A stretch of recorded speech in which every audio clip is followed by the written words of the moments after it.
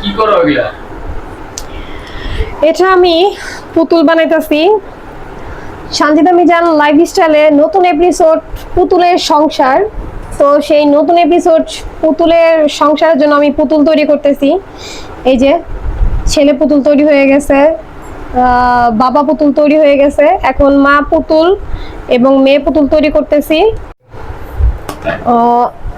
আমি পুতুলের জন্য এই যে রেশমি সুতা দিয়ে রেশমি চুল বানাচ্ছি।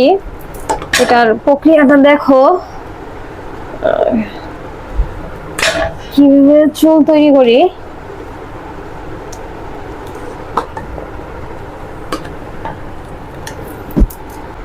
তো ওদের তো চুল বানাতে হবে, তাই সেই চুলের প্রক্রিয়াটা আমি এখন করতেছি।